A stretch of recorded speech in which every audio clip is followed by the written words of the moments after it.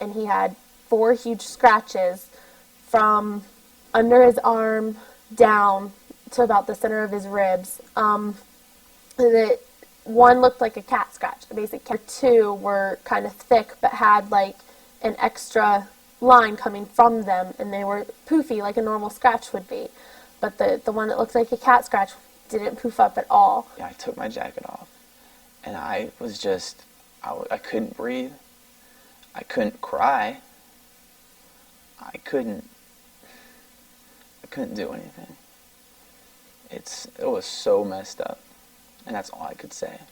As I put the peroxide on his scratches, I expected it to, bubble and have a reaction, and there was nothing. I checked it out again, and, like a small amount of blood was coming off of the scratch onto the tissue that I was using, and so I knew that it was fresh.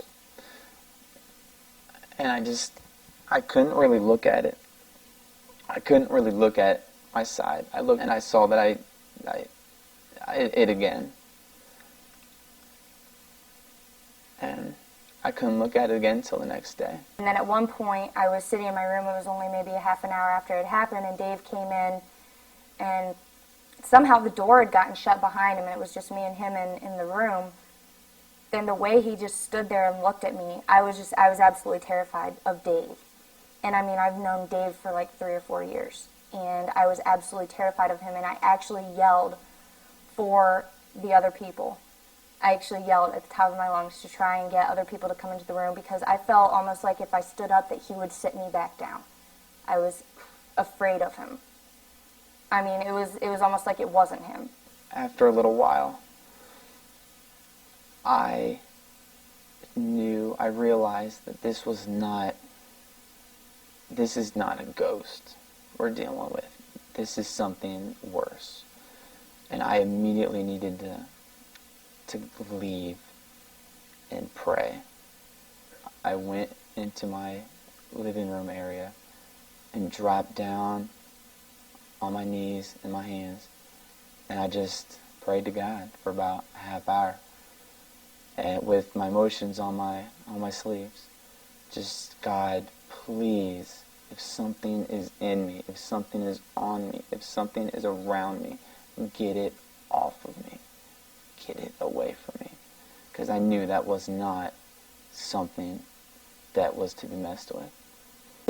Liz was really freaked out by Dave, so he had left to go back to his room or whatever and was gone for about 30 minutes, and when he came back, all of a sudden everything was normal. I don't know, like I completely forgot about being scared, like he was okay again.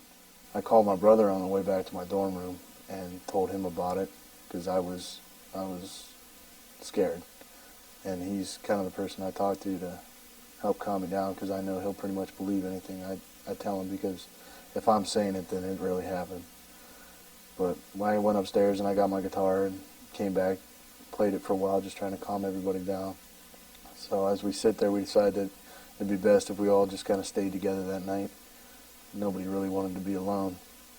So we laid down and put on a movie that was a funny movie, and kind of sat around and just tried to forget about it as best we could.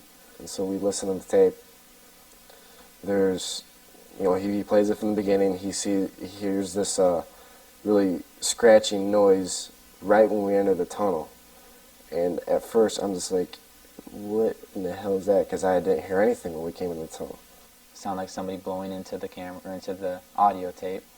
All right, guys. You almost ready?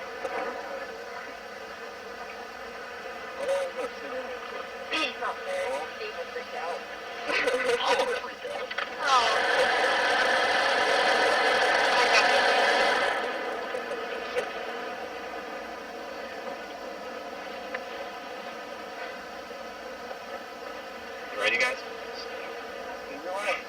If anybody gets so freaked out that something's happening, then just, we will, I'll wait.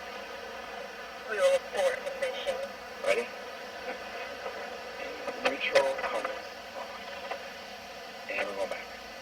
And we're going back. And we're going back. And we're going back. Okay, just let it be. Yeah, because this is what happened earlier today. Yeah, this is exactly what happened. And then we stopped. You're not not out of the tunnel yet, and we are stuck. The first instinctive thing I heard after the breathing or whatever it was as we entered the tunnel was this screeching voice, and the first thing I said is, I heard it say, leave. When I first was listening to it, I picked up 3 words. I picked up you, here, and leave. And my roommate came back, Jason, who also went with us, and he heard the same things, but we couldn't really figure out everything. And it was like a whisper, a deep whisper, like somebody forcing to talk.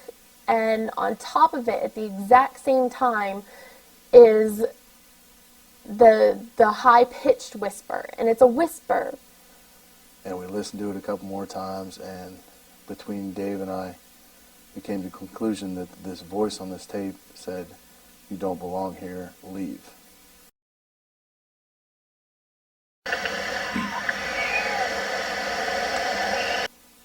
No. What is that? And, what did, what? Just questions everywhere. And I just lost it. It was the first sign of emotion I had had since we turned onto the road, and I just lost it, cried. It's been like 3 days since it's happened, and I have not yet seen the scratches. I've heard they're fading, but I haven't seen pictures of them. I haven't heard the voice on the tape. That's not something that I can deal with as of yet. It's probably something I'm never going to forget. It was just unreal.